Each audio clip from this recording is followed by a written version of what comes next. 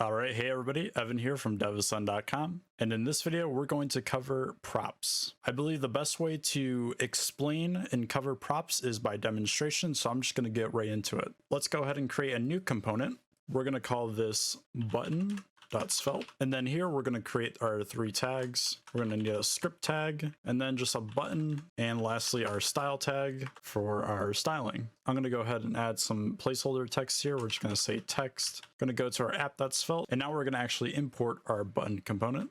So I'm going to say import button from button.svelte, and now we can actually use this tag inside our main tag here. And now if we go to our browser, we can see our button. However, this button doesn't actually do anything yet. Now you might be asking why I created a button component here, even though it's simply just a button. Because say we wanted to reuse this component in many different places in our app, but we're not going to want the same exact text every time because obviously not every button is going to do the same exact thing.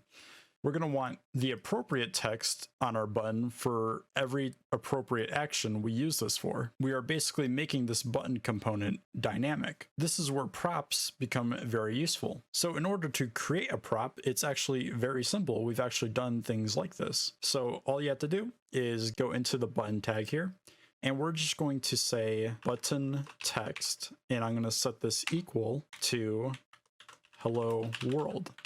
So now that we have this property here, we can't actually use it inside of our component yet. We actually need to create a variable to hold our button text. So let's go ahead and say let button text, and then we're just going to close it off with a semicolon, and we go ahead and change our text here to be two curly braces, button text.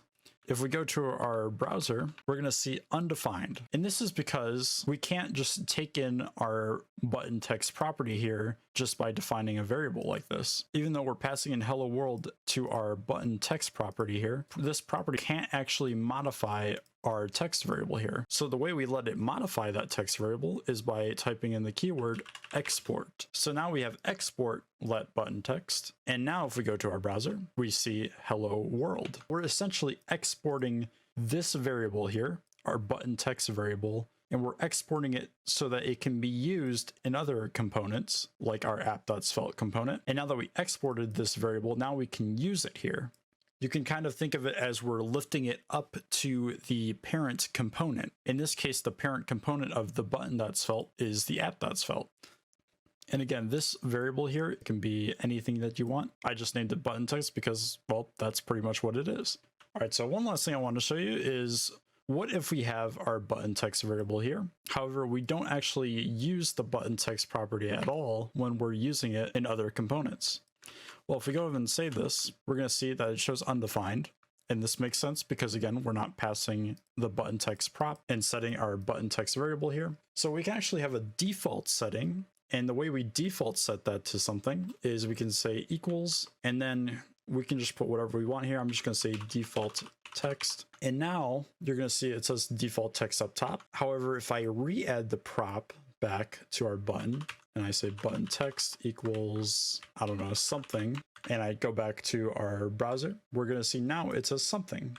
And if I go ahead and remove this, it's going to show default text once again. So this is basically how you set a default value for a property if you are not sending that property when you're importing it in other components. Anyway, that's going to do it for this video. If you have any questions, feel free to leave a comment down below, or you can join the devascend Discord server and either myself or someone else will be able to help you out there. Anyway, thank you guys for watching, and I'll see you in the next video.